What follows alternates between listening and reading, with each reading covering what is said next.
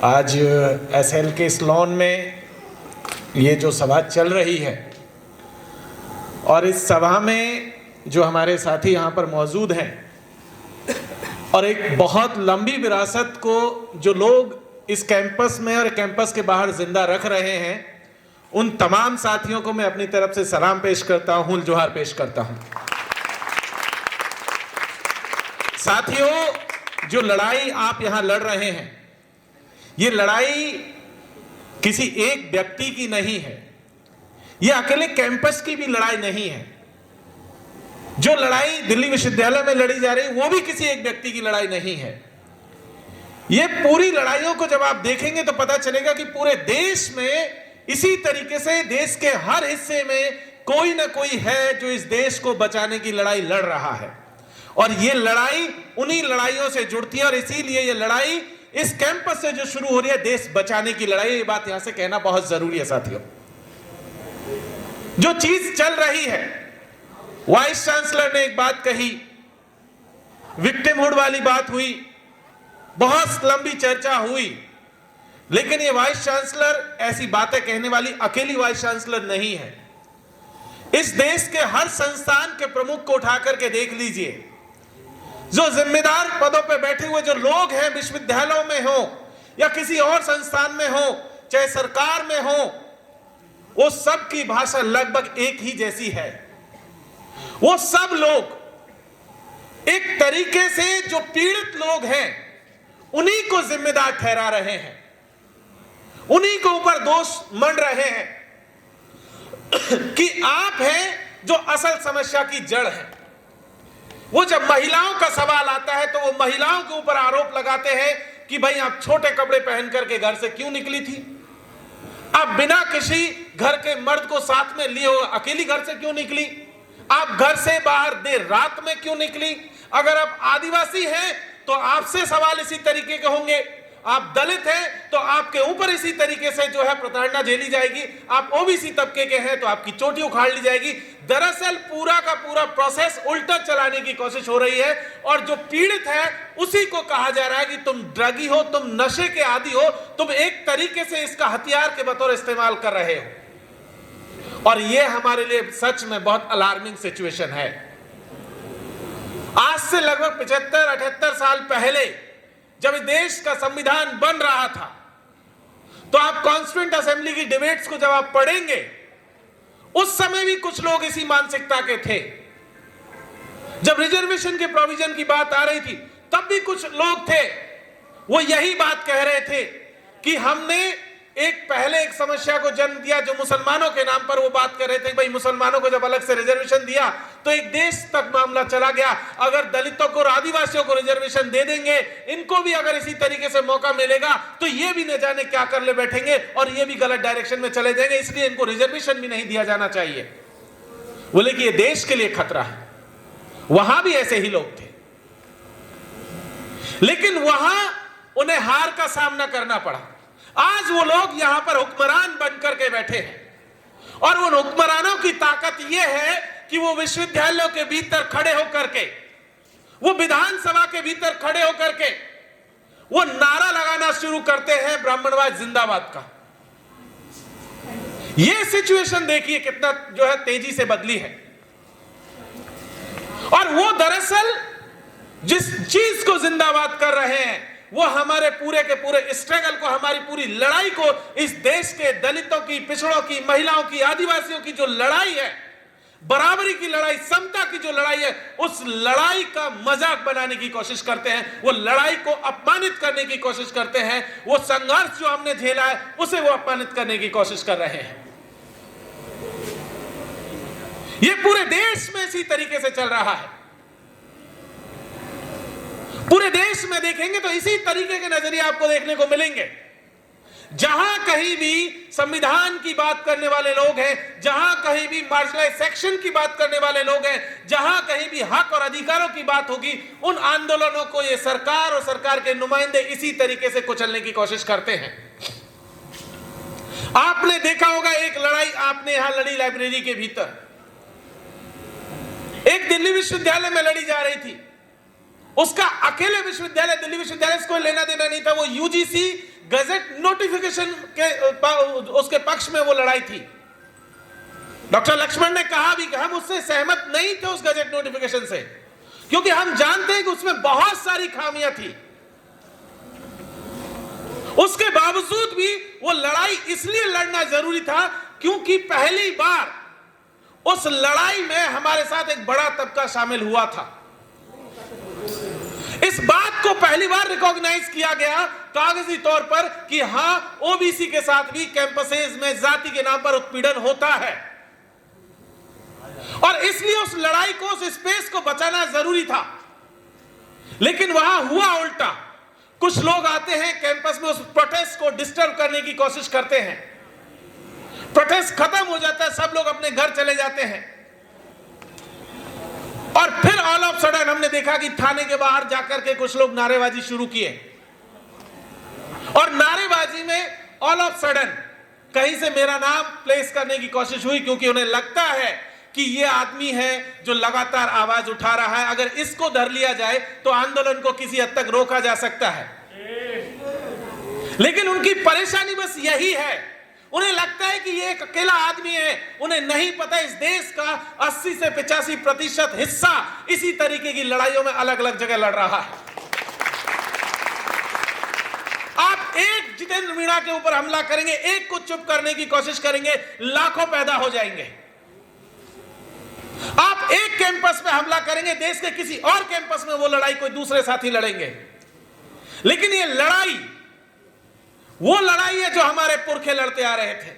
ये लड़ाई इंसान को इंसान मानने की लड़ाई है, बनाने की लड़ाई है, बताने की लड़ाई है। ये लड़ाई समता की, बराबरी की लड़ाई है, और इसीलिए हम लोग नहीं डरते हैं। जब कॉलेज के भीतर एक नारा लगाया गया, मुझे लेकर कहा गया मुर्दाबाद, ठीक है, कोई दिक्कत नहीं है भाई, आप अपना डेमोक्रेटिक राइट है, आप एक्सरसाइज कीजिए, कोई परेशानी नहीं है। लेकिन आप देखिए कि वो प्रोटेस्टर्स जो लोग आए, बाहर से आए, उन्हें कैंपस के भीतर बाहरी लोगों को अलाउ करके पूरा कैंपस और कॉलेज का माहौल डिस्टर्ब करने की कोशिश की गई, और एक मैसेज देने की कोशिश की गई कि जो लोग इस तरीके के आंदोलनों में शामिल होंगे, यूजीसी के आंदोलन में शामिल होंगे पर्टिकुलरली, उनके साथ इसी तरीके का बिहेव किया जाएगा कैंपस के भीतर। उसके बाद भी अलग अलग तरीके से मैसेज भेजे गए कि भाई आप शांत हो जाइए, आपके खिलाफ इंक्वायरी इनिशिएट करेंगे, आपके खिलाफ ये करेंगे। हमने कहा आपको जो करना है करते रहिए, मैं अपना काम कर रहा हूं। आप इसी तरीके से देखिए, लखनऊ विश्वविद्यालय के भीतर इलाहाबाद विश्वविद्यालय में इसी यूजीसी को लेकर के एक पब्लिक मीटिंग चल रही थी, उसके ऊपर हमला किया गया। ग्वालियर में इसी यूजीसी के समर्थन में एक आंदोलन हुआ, उसी 13 तारीख को लगभग 300 लोगों के ऊपर एफआईआर हुई। अलग अलग जगहों पे देख लीजिए, जो लोग, एक सरकार यूजीसी के थ्रू एक नोटिफिकेशन लाई, नोटिफिकेशन के पक्ष में अगर आंदोलन होता है तो ये सही मायने में कहें तो सरकार के लिए अच्छी बात है। अभी तक हमने कभी नहीं देखा कि सरकार कोई नोटिफिकेशन लेकर के आए, कोई एक्ट लेकर के आए, उसके समर्थन में हो। हमेशा उल्टा होता था कि कोई लाई है तो अगर वो खिलाफ में है तो आंदोलन चलते थे। लेकिन पहली बार था कि उसके समर्थन में आंदोलन हुआ, और उसके बावजूद भी लोगों को प्रताड़ित किया जा रहा है, एफआईआर की जा रही है, और लोगों को अलग अलग तरीके की धमकियां दी जा रही है। वो दरअसल चाहते क्या है? वो एक ही चीज चाहते हैं, जिस विश्वविद्यालय का नाम लिया गलगोटिया, वो दरअसल पूरे यूनिवर्सिटीज को, हर यूनिवर्सिटी में ऐसा ही गलगोटिया बनाना चाहते हैं। ये पूरी शिक्षा व्यवस्था का गलगोटियाईकरण है बेसिकली। वो यही चाहते हैं कि ऐसे टीचर्स हो जो सिर्फ और सिर्फ जो है अच्छे तरीके से अपने झूठ को परोस सके, ऐसे बच्चे हो जिनका फोकस पढ़ाई से ज्यादा नाचने गाने पे, खेलने कूदने पर और खाने पीने पर हो, सवाल ना उठाए कोई बस। ऐसे लोग हो जो सरकार के समर्थन में रैलियां निकालने चले जाएं, और हर विश्वविद्यालय को इसी तरीके का गलगोटिया बनाना चाहते हैं। और इसीलिए ये लड़ाई, जेएनयू की लड़ाई, डीयू की लड़ाई, इलाहाबाद विश्वविद्यालय की लड़ाई, बीएचयू की लड़ाई, या हैदराबाद से लेकर के मुंबई यूनिवर्सिटी की लड़ाई आप देख लीजिए। आपको याद होगा कुछ दिनों पहले मुंबई यूनिवर्सिटी के भीतर फिल्म अभिनेता नसरुद्दीन साहब का जो एक लेक्चर था उसे कैंसिल कर दिया गया, बिना कोई आदेश बताए, बिना कोई नियम बताए। अभी कुछ दिनों पहले जयपुर का एक संस्कृत विश्वविद्यालय में एक जो है रजिस्ट्रार ने एक नोटिस निकाला और उन्होंने कहा कि किन विषयों पर बहस होगी, विमर्श होगा, ये यूनिवर्सिटी तय करेगी। मतलब आप यूनिवर्सिटी ये चाह रही है कि किन मुद्दों पे बात हो और किन पर बात ना हो। उसमें एक चीज और लिखी थी कि आप बहस किन से करेंगे, ये भी तय करने का काम यूनिवर्सिटी करेगी। तो आप देखिए तो पूरा का पूरा जो एजुकेशन सिस्टम है उसको इसी दिशा में ढकेलने की कोशिश हो रही है। हैफा को लेकर के बात हुई, हायर एजुकेशन फंडिंग एजेंसी, हमारे साथियों ने कहा कि सरकार लोन दे रही है, लोन चुकाएंगे कैसे? हम बताते हैं, देश का सबसे बड़ा विश्वविद्यालय हमारा है, हम चुकाने का मेथड बताते हैं आपको। हमने अभी ताजा शादी करवाई है कॉलेज के उसमें लोन में, अभी ताजा, अभी हफ्ते भर पहले हंसराज कॉलेज की प्रिंसिपल ने अपने बेटे की शादी अपने कॉलेज के ग्राउंड में कराई है और उससे एक टोकन ऑफ अमाउंट दे करके वो चला गया है। कहा, अभी तक पता नहीं कागजों में क्या चल रहा है, लेकिन कहा जा रहा है कि उन्होंने अपनी तरफ से एक अमाउंट कॉलेज को दिया है और वो अमाउंट चला गया है जो है कॉलेज के फंड में। आप पूरे के पूरे विश्वविद्यालय में देख लीजिए, जिस सेंटर की बात हुई कि हवन करके एक सेंटर खोला गया, डॉक्टर लक्ष्मण यादव जानते हैं कि सेम दिन उसी एग्जीक्यूटिव काउंसिल से, और एकेडमिक काउंसिल का तो मैं मेंबर भी हूं, वहां से उसी समय 3 साल पहले एक और सेंटर बनाने की बात हुई थी ट्राइबल स्टडीज के नाम पर। हिंदू स्टडीज सेंटर में आज की तारीख में एमए भी हो रहा है, वो सेंटर बाकायदा चल रहा है। ट्राइबल स्टडीज सेंटर की स्थिति यह है कि सेंटर में ना आज की तारीख में कोई फैकल्टी है, ना कोई स्टूडेंट है, सिर्फ और सिर्फ व्हाट्सएप पे चल रहा है। व्हाट्सएप में कुछ स्टूडेंट्स को जोड़ा हुआ है, जब कभी 15 नवंबर बिरसा मुंडा की जयंती आती है, व्हाट्सएप पे मैसेज फॉरवर्ड होता है कि यहां एक कार्यक्रम होगा, कुछ लोग आ जाइए, नाचा कूदा जाएगा। पूरा सेंटर व्हाट्सएप पे चल रहा है सिचुएशन, और ये दिल्ली विश्वविद्यालय के भीतर हो रहा है।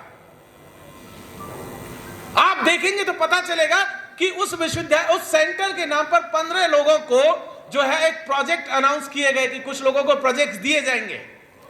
जिन लोगों को प्रोजेक्ट दिए गए सारे के सारे वो लोग हैं जो न तो ट्राइबल हैं, न जिनका ट्राइबल्स पे काम है, लेकिन हाँ उनका एक एफिलिएशन है कि वो नागपुर से रिश्ता रखते हैं, उनका संघ से रिश्ता, इसलिए उनके नाम पर प्रोजेक्ट इश्यू कर दिए गए।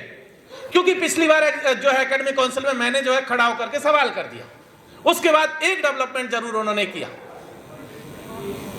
तो पूरे एजुकेशन सिस्टम की जब स्थिति देखेंगे तो विश्वविद्यालयों के हालात दिनों दिन और वो खराब करने की कोशिश कर रहे हैं। आप देखिए कि ये जो यूजीसी का रेगुलेशन था, जब 2012 में आया था, उससे पहले की पृष्ठभूमि समझिए। 2010 और 11 में सफदरजंग मेडिकल कॉलेज के 35 बच्चों ने एक शिकायत की थी और उन्होंने कहा था कि उस पर्टिकुलर जो है सफदरजंग मेडिकल कॉलेज का 2 डिपार्टमेंट ने 35 बच्चों को पिछले 5 सालों से, जो 2005 और 6 में एडमिशन लिए थे, उनके 2 डिपार्टमेंट के बच्चों को लगातार पिछले 5 साल से फेल किया जा रहा है, और ये सारे के सारे बच्चे एसटी और एससी के थे। मामला हाईकोर्ट पहुंचा, हाईकोर्ट ने संज्ञान लेकर के सरकार के पास और भेजा कि भाई क्या मामला, जरा चेक कीजिए। सरकार ने, उस समय की सरकार ने जो है वालचंद मुंगेरकर साहब की लीडरशिप में एक कमेटी बनाई।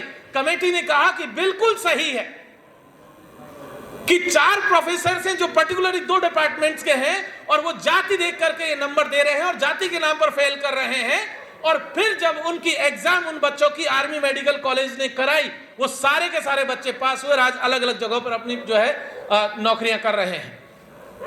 उसके बाद में ये समता का रेगुलेशन आया था, लेकिन उसमें एक कमी थी उस रेगुलेशन में, और वो कमी ये थी कि वहां, क्योंकि तब तक ओबीसी का बड़ा हिस्सा इन विश्वविद्यालयों में एंट्री नहीं मिली थी।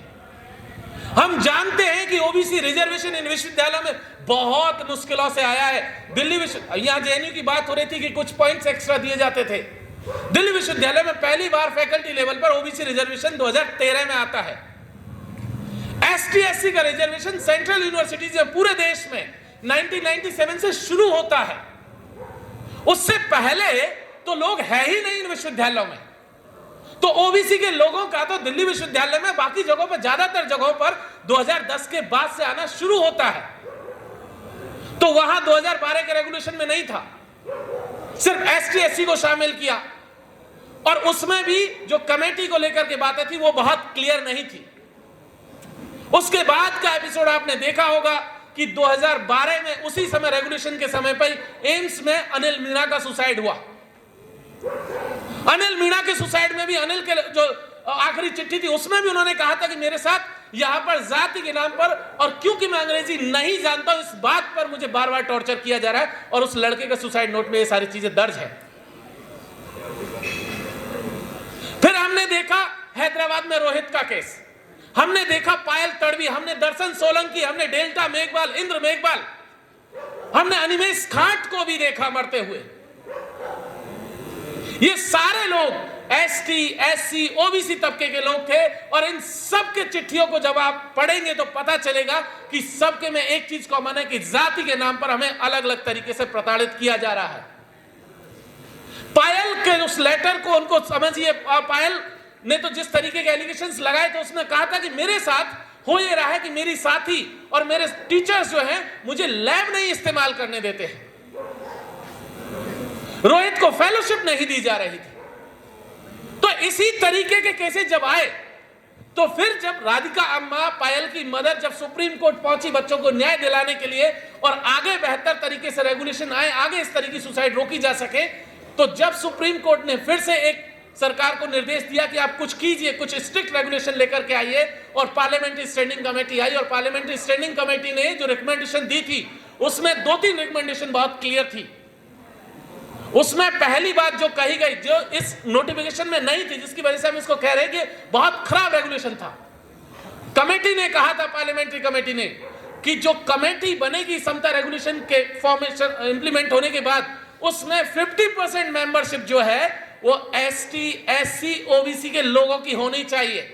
कमेटी का मैक्सिमम जो नंबर्स हो सकता है उसमें जो लोग होंगे वो 10 होने चाहिए, उसमें 5 जो एसटी, एससी, ओबीसी होना चाहिए। यूजीसी ने उल्टा किया, यूजीसी ने उनकी संख्या बढ़ाकर के 14 की। उसमें हेड ऑफ द इंस्टीट्यूशन को रखा, 3 सीनियर फैकल्टीज को रखा, 1 नॉन टीचिंग को रखा, 1 स्टूडेंट को रखा, 2 बाहर से जो है लोगों को रखा, कि जो 2 लोग बाहर के सिविल सोसाइटी के मेंबर हो सकते हैं, कोई भी लोग हो सकते हैं, और कहा गया कि हेड ऑफ द इंस्टीट्यूशन जो है वही आपका इस कमेटी का चेयरमैन होगा। ये रिकमेंडेशंस में नहीं था जो पार्लियामेंट्री कमेटी की रिकमेंडेशंस थी, उसको डाइल्यूट किया गया। दूसरी चीज जिसके बारे में कहा गया इस रेगुलेशन में नहीं था, हम लोग लंबे समय से एक बात कह रहे थे कि ये जो रेगुलेशन है ये सिर्फ और सिर्फ सेंट्रल यूनिवर्सिटीज को कवर कर रहे हैं। हमारा कहना था कि असल जो प्रॉब्लम्स है वो सेंट्रल यूनिवर्सिटीज से ज्यादा आपके आईटीज और मेडिकल्स में है। जो सेंटर ऑफ एक्सीलेंस के नाम पर जो इंस्टीट्यूशन चल रहे हैं उनमें ये प्रॉब्लम ज्यादा है, तो उन सबको शामिल किया जाए, लेकिन नहीं किया गया। तीसरी चीज, क्योंकि ये रेगुलेशन की शक्ल में था, हमारा कहना था कि ये रेगुलेशन ना आए, ये पार्लियामेंट से एक्ट की शक्ल में आए, और ये केवल हायर एजुकेशन के लिए ना हो, क्योंकि हमने देखा इंद्र मेघवाल जो 8 साल का बच्चा था, दूसरी या तीसरी क्लास में पढ़ता था, उसे उसके टीचर ने इसलिए मारा था क्योंकि उसने अपने टीचर का पानी का भरा हुआ मटका पिया था बाड़मेर के भीतर। तो प्रॉब्लम सिर्फ और सिर्फ हायर एजुकेशन में नहीं है, आपके स्कूल एजुकेशन के भीतर भी है, क्योंकि हम जानते हैं, आए दिन ये खबर आती है कि आज दलित तबके से आने वाली, आदिवासी तबके से आने वाली या ओबीसी तबके से आने वाली आंगनवाड़ी की कार्यकर्ता के हाथ का बना हुआ खाना, या जो कुक जो है बांटती है खाना स्कूलों में, उस जो मार्जिनलाइज्ड सेक्शन से आती है उसके हाथ का बना हुआ खाना अपर कास्ट बच्चे नहीं खा रहे हैं। हम जानते हैं कि जाति किस तरीके से काम कर रही है। जिस विक्टिम की और विक्टिमहुड की बात कर रहे हैं वो क्या जानेंगे हमारे संघर्ष को। एक एक गांव में जितनी जाति के लोग रहते उतने तो शमशान घाट और कब्रिस्तान है अलग अलग सबके। आपको पता होगा कुछ दिनों पहले उड़ीसा के भीतर शमशान तक शव को ले जाने का रास्ता नहीं दिया गया, तो उस दलित फैमिली ने अपने उस अजीज साथी को जो चला गया था उसको सड़क पर जो है जलाया। आपको याद होगा एक आईपीएस ऑफिसर ने जो है सुसाइड किया था हरियाणा के भीतर। उसने भी यही बात कही थी कि उसके साथ जाति के नाम पर उत्पीड़न हुआ। आपको याद होगा कुछ साल पहले राजस्थान के भीतर एक आईपीएस ऑफिसर को अपनी शादी के लिए बिनौरी निकालने समय घोड़ी पर बैठने से रोका गया, तो उस आईपीएस ऑफिसर ने पुलिस बुला करके उस अपनी बारात को निकाला था, बिनौरी को निकाला था। हम आए दिन देखते हैं ये विक्टिमहुड को जो है एक तरीके से हथियार की तरह हम इस्तेमाल नहीं कर रहे हैं, हम बता रहे हैं हमारा संघर्ष क्या है। आप मजाक बना रहे हैं हमारे संघर्ष का। आप जिस कुर्सी पर बैठी है मैडम वाइस चांसलर, वो इसी संघर्ष की बदौलत आपको मिली है, बाबा साहब और हमारे पुरखों के संघर्ष की बदौलत मिली है। नहीं तो हम जानते हैं कि महिलाओं की स्थिति मनुस्मृति में क्या है। हम ये भी जानते हैं कि जो हिंदू सोशल ऑर्डर जिसको हम कहते हैं, उसमें महिलाओं की, दलितों की, पिछड़ों की, आदिवासियों की क्या हैसियत है, यह हमें बताने की जरूरत नहीं है। जो लड़की उस पुरुष के कंधे पर, उस लड़के के कंधे पर बैठ करके ब्राह्मणवाद का, जिंदाबाद का नारा लगा रही थी, उसको भी हम कहना चाहते हैं कि बहन तुम जो नारा लगा रही हो, यह भी बाबा साहब और हमारे संघर्षों की बदौलत है। तुम जो जीन्स और शर्ट पहन करके इस पुरुष के कंधे पर चढ़ के नारा लगा रही हो, यह भी हमारे संघर्ष की बदौलत है। उस मां के संघर्ष की बदौलत है जो 150 साल पहले पुणे के भीतर एक स्कूल खोली थी हमारे लिए। तो ये तमाम चीजें, जब ये रेगुलेशन आया, आपको याद होगा कोई बहुत बड़ा प्रोटेस्ट नहीं था, 2-4 लोग एक आध जगह खड़े हुए, मीडिया ने अलग अलग एंगल से शॉट लिए और एक माहौल बनाया, और माहौल बना करके जो है एक दिन पहले सुप्रीम कोर्ट में फाइल किया, नेक्स्ट डे हियरिंग हुई और स्टे ऑर्डर आ गया। आपने पढ़ा स्टे ऑर्डर को? पढ़िए, कायदे का है, बहुत जरूरी डॉक्यूमेंट है, 4-5 पन्ने का वो दस्तावेज। सही मायने में आप पढ़ेंगे तो समझ में आएगा कि इस देश की न्याय व्यवस्था किस दिशा में जा रही है एक्चुअली में। जज साहब जिस तरीके का पूरा नैरेटिव बदलने की कोशिश कर रहे हैं, वो कह रहे हैं कि हम क्या पिछली तरफ तो नहीं जा रहे हैं, वो कह रहे हैं कि जाति के भीतर जो डिस्क्रिमिनेशन, अरे सरकार ये बात अभी तक खुले मन से नहीं स्वीकार कर पा रही है, कह पा रही है कि जाति के भीतर जो डिस्क्रिमिनेशन है उस पर क्या चर्चा करनी है, क्या स्टैंड लेना है, लेकिन सुप्रीम कोर्ट उसमें पार्टी बन रहा है। यह सच में समझने वाली बात है। उसी दिन एक और फैसला आया था लेबर कोड से जुड़ा हुआ, और उस फैसले में भी जज साहब ने एक बात कही थी कि अगर मिनिमम बेस का कॉन्सेप्ट रखा गया तो लोग काम देना बंद कर देंगे। सुप्रीम कोर्ट का ऑर्डर है, जज साहब ने यह बात कही है। वो चाहते हैं कि मिनिमम वेज हो ही ना, वो वापस देश को वहां ले जाना चाहते हैं जहां आजादी से पहले था, जिस बेगारी से काम कराया जाता था। जिस एक हमारी तरफ राजस्थान और गुजरात में एक कॉन्सेप्ट, एक टर्म चलता है पिटवा, जो पेट भरने के लिए जो अनाज मिलता है उसको पिटवा कहते थे। तो वो जो पेट भरने लायक अनाज देकर के काम कराते थे दिन भर, उसी डायरेक्शन में हमारे देश को ले जाना चाहते हैं जज साहब। तो साथियों, ये ऐसा नहीं है कि भाई हम लोग ये जो लड़ाई लड़ रहे हैं, ये लड़ाई बहुत बड़ी लड़ाई है। जो लोग उधर हैं वो भी पावरफुल लोग हैं, इन संस्थानों पे उनका कब्जा है आज की तारीख में। हमें ये समझना पड़ेगा कि ये संस्थान हमारे पुरखों की बहुत लंबी लड़ाई के बाद बने हैं। ये ईंटें कोई ऐसे ही नहीं लग गई हैं, ये बहुत लंबा संघर्ष है। इस देश में आदिवासियों को, दलितों को पढ़ने का संघर्ष अपने आप में बहुत लंबा संघर्ष है, कोई 2000 साल पुराना संघर्ष है। तब जाकर के हम इन विश्वविद्यालयों में पहुंचे थे, और हमको वो लोग अलग अलग तरीके से रोकना चाहते हैं। नौकरी करने जाइए तो पहले एनएफएस कर देंगे आपको, एडमिशन में एनएफएस होने लगा है। अब तो पीएचडी में एडमिशन नहीं मिलता, उसमें भी कह देते हैं कि एनएफएस है। नौकरी तो बड़ी चीज है।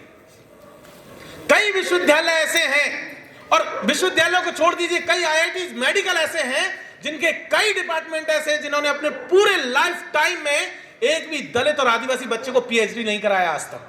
कई आईआईटीज हैं ऐसे, उनमें प्रोफेसर्स की संख्या देख लीजिए तो पता चलेगा कि एसटी, एससी, ओबीसी के जो प्रोफेसर्स हैं उनकी संख्या की क्या स्थिति है।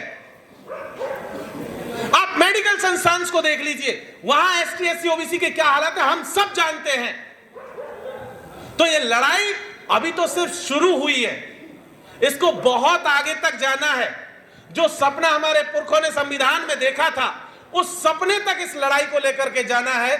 और हमारी जो जिम्मेदारी है वो ये है कि जो विरासत हमारे पुरखों ने छोड़ी थी, हम उस विरासत को इसी तरीके से आगे ले जाते रहे ताकि अगली पीढ़ी इस लड़ाई को लड़ सके। यही हमारे लिए बड़ा अचीवमेंट होगा। बहुत बहुत शुक्रिया। इंकलाब जिंदाबाद। जय भीम। हुल जोहार। सर ने अपनी बात यहीं से ख़त्म की कि हमारी जो जिम्मेदारी है वो हमें समझने की ज़रूरत है। तो सबसे पहले मैं यही कहना चाहूँगी कि आज जिस दौर में हम रह रहे हैं, तमाम तरह के अटैक हमारे पब्लिक इंस्टीट्यूशंस पे हो रहे हैं। जेएनयू जैसे संस्थानों में लगातार हम कई सालों से वो अटैक देख रहे हैं, और आज जब हमारे राइट टू यूनियन को हमसे छीना जा रहा है और तमाम तरह के और मुद्दे हैं जहाँ पे जेएनयूएसयू की तरफ से हमें संघर्ष करने की ज़रूरत है, चाहे वो रोहित एक्ट को लागू करने का मुद्दा हो, चाहे हमारे कैंपस से सीपीओ मैनुअल जैसे उस तानाशाही डॉक्यूमेंट को ख़त्म करने का मुद्दा हो जो हमारे राइट टू प्रोटेस्ट को हमसे छीनता है। इन तमाम लड़ाइयों को लेकर हम जेएनयूएसयू की तरफ से अपने संघर्ष को जारी रखेंगे और आप तमाम साथियों से उम्मीद करते हैं, गुजारिश करते हैं कि आप भी हमारे संघर्ष में हमारे साथ जुड़िए।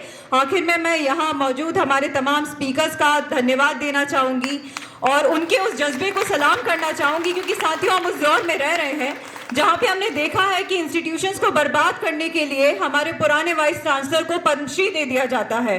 कॉम्प्रोमाइज का पॉलिटिक्स चलता है कि आप अगर सरकार की चाटुकारिता करेंगे तो आपको पोस्ट दिए जाएंगे, रिवॉर्ड दिए जाएंगे, प्रमोशंस दिए जाएंगे।